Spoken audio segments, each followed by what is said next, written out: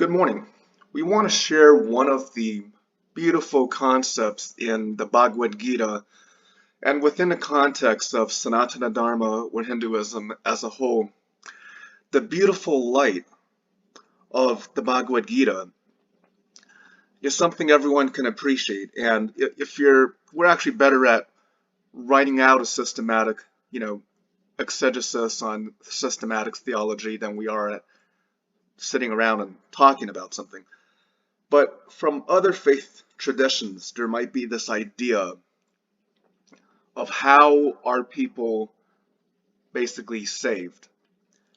Is a person justified by the good deeds? What happens if they are imperfect in good deeds? Nobody's perfect. Even if you want to follow ahimsa, basically, respecting all animal life, well, you take a drive in your SUV, 6 hours later, all that stuff on your windshield. So nothing can be taken to extremes. So there's this idea of, does a person have to be perfect? Perfect in faith, perfect in good deeds.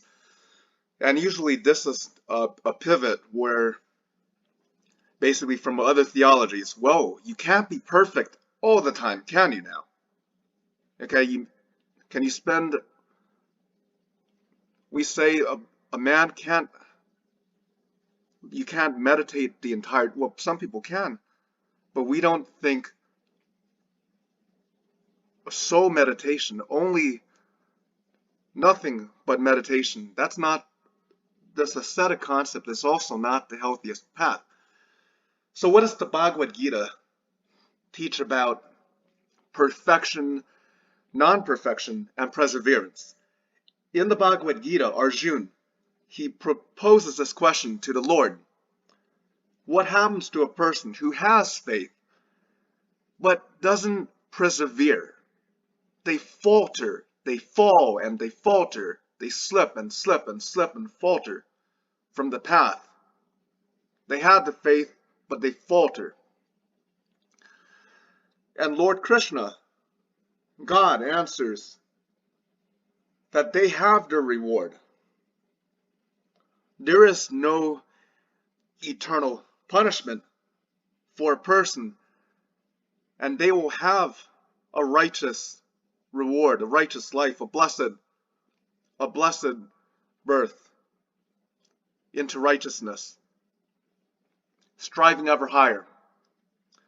So long as that person has the sense of perseverance. So this idea, if you follow the path of doing good, of striving towards righteous thought, righteous conduct, but you can't do that all the time. Okay? So there is no concept that you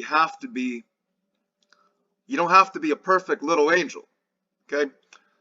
As long as you're persevering. And Bhagavad Gita says, whoever sincerely studies the sacred dialogue, devotes themselves to God, God will consider them to be fully integrated if they sincerely study the Bhagavad Gita, reflect and meditate upon it, and strive towards integration.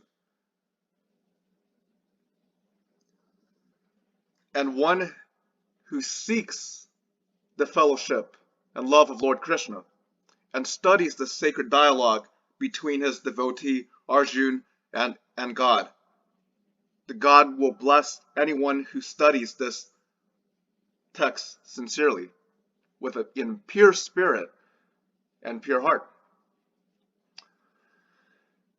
And Sanatana Dharma, this is our perspective. Every new revelation in the natural science, a science fact, not, there's a lot of theoretical physics, a lot of theoretical stuff, right? Theoretical mathematics.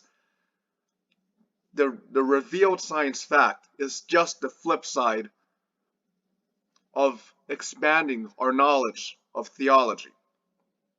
Nothing in the natural science ever contradicts anything found in Bhagavad Gita or Sanatana Dharma, Hinduism.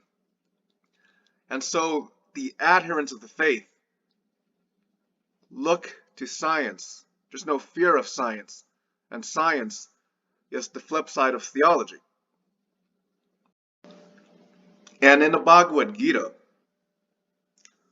if you understand what we mean by, for example, you don't convert from one thing to another, because if you understand the whole cosmic order, God speaks that there's nothing on heaven or on earth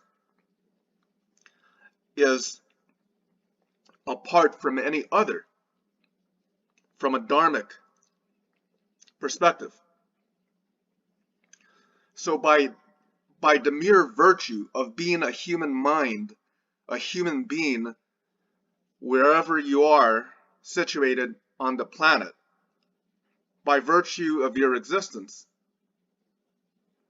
understanding the essence of your existence with your own vocation, your own spiritual callings, all the ingredients for understanding this dharmic perspective is already there. There's no need to, you just realize who you are, and if you understand and meditate upon the sacred scripture, that's it.